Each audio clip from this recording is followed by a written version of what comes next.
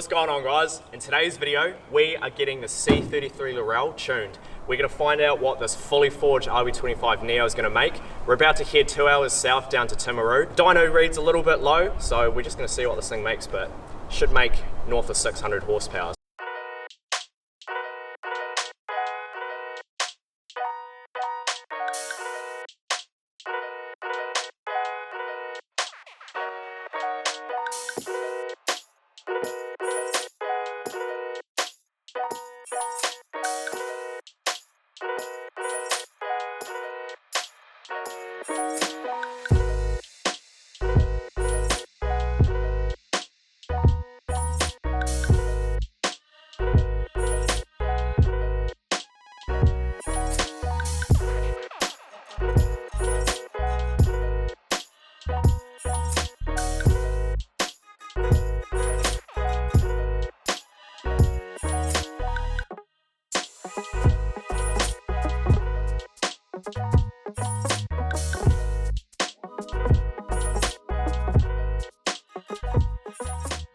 Alright, so we've made it to Timaru and we got here so much later than we were supposed to be. We were supposed to be here this morning. We didn't end up getting here until like late this afternoon, about like 4 o'clock. Dropped the car off, went to the pub, had a few beers, had a feed. Now we're staying in a motel in Timaru, and this place has something way better than a trampoline. It's got whatever this is. What is it called? The jumping pillow. Literally in a real cheap like motel kind of place, and yeah, it's got this thing. One of us is probably going to break our necks tonight, but we're going to tune the car tomorrow, so you'll see that in a second. But like, yeah, we're going to do some dumb shit on this thing. Oh, we're going to talk about what just happened there. It wasn't me. Come on, big man. Now remember, I'm like 6'3", 100 kilos. I'm a big man. Oh, fuck. Oh, came straight for me too. Alright, let's see what you can do. That was pretty clean. I'm not attempting any of this shit. I have never really jumped on a trampoline, nor do I have the... What am I trying to say? Nah, I'm half cut, so... I've got more confidence. This is why I can still do it. Half cut. Wow. Can't do them.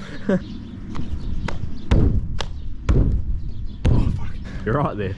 Nah, see, this is why you don't vape or smoke. Honestly, like, you do a few flips and you're basically going into cardiac arrest. Like, I'm shaking. It's the next day on and we're back down at Trackside Performance. Unfortunately this morning the power actually went out. There's big hedges and stuff along the road just over there, and they were trimming them, which meant the power had to be turned off. So we haven't had any power all day, so we're making a bit of a late start, but we're about to fill this diff up with oil.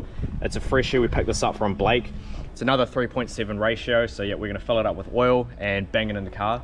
I think Corey's been making some good progress on it. I think he has done the intercooler pipe.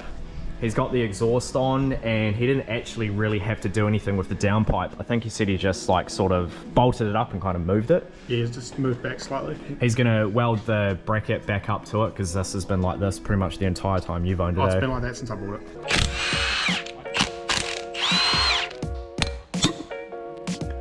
You'll have to clean that one up. Oh, look at all the metal in that. Jesus. That's a lot. That's all metal. Yeah, I kind of did it right. It's booked. Yeah, look at the teeth on it. Jesus. I wonder what the pinion wheel looks like. Yeah. There's actually a huge chunk of that too missing. Oh yeah, there is too. You guys can just see that just there. Crazy. We're about to put in the good stuff. This shit's expensive.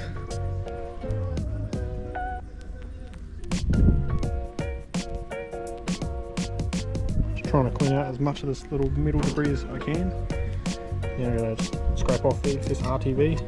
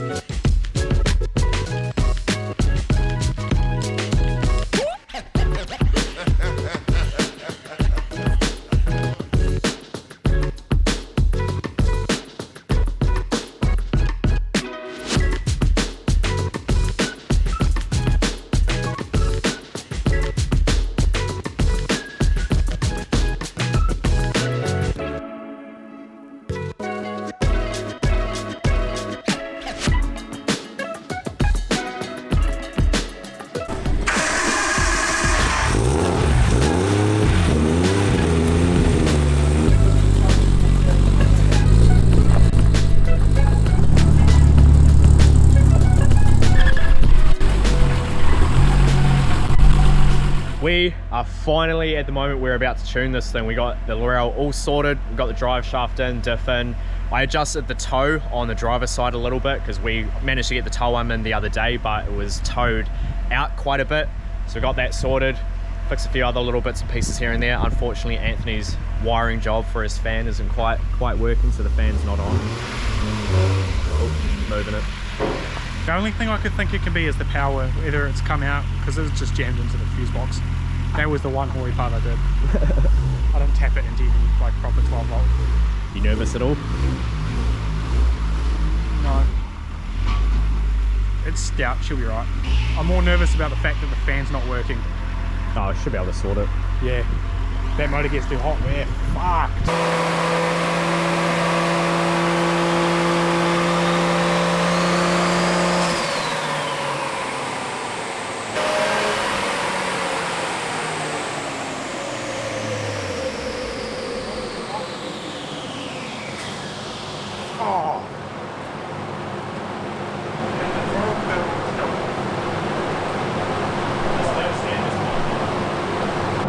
So that was pretty spectacular. So we've already put it back on now, but the radiator hose just popped off from here. We never actually took that off the motor. We only undid that bit there. So a bit surprising that that happened, but it's back on now. We're gonna fill it back up and hopefully go again. But yeah, that was a bit interesting.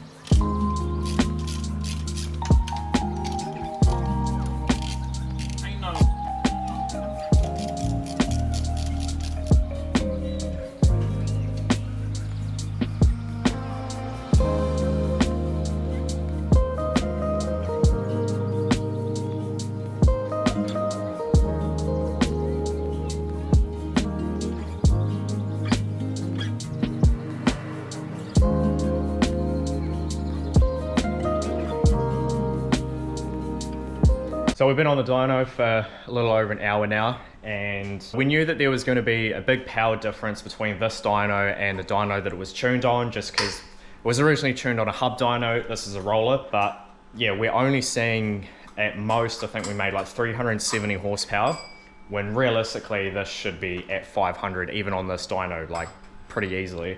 So we did a compression test and the numbers were 130 on cylinder 1, 135 on cylinder 2, 145 on cylinder 3 and 4, and 135 on 5 and 120 on 6. So this motor's a little bit worn.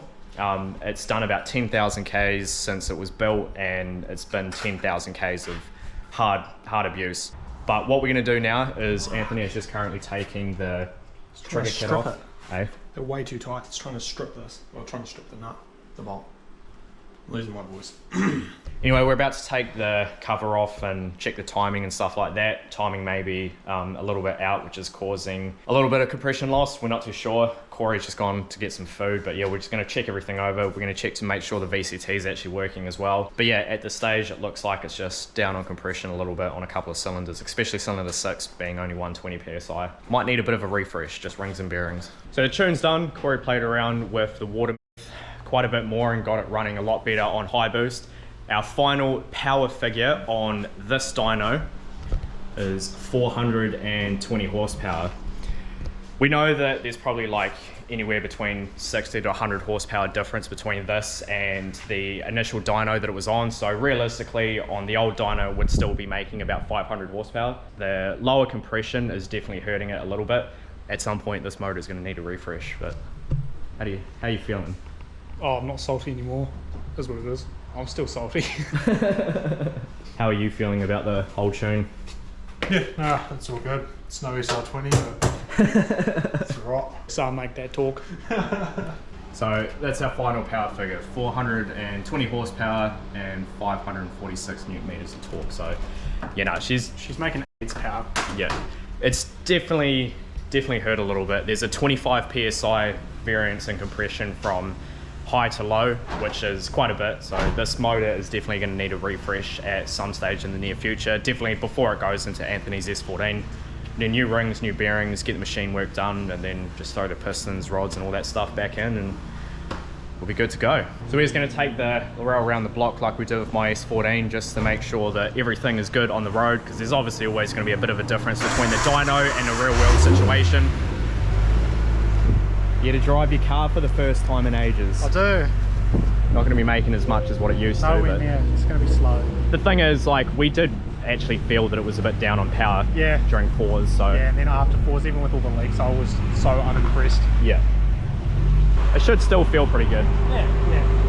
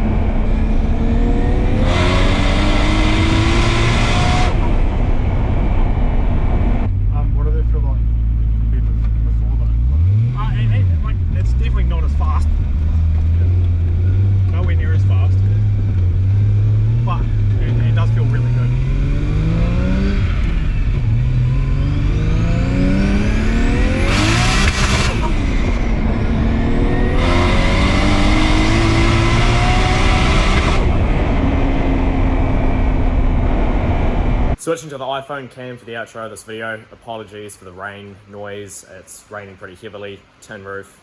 But yeah, we're back from the dyno. Everything's all good to go. We talked a bit more with Corey after the dyno, and earlier in the video I did mention that he played around with the water system a little bit to get that working a lot better. And his theory as to what has potentially caused the lower compression is when he did the first couple of pulls in high boost with the water on, you could hear the engine doing this weird pulsing sound, and I'll chuck a clip in here right now.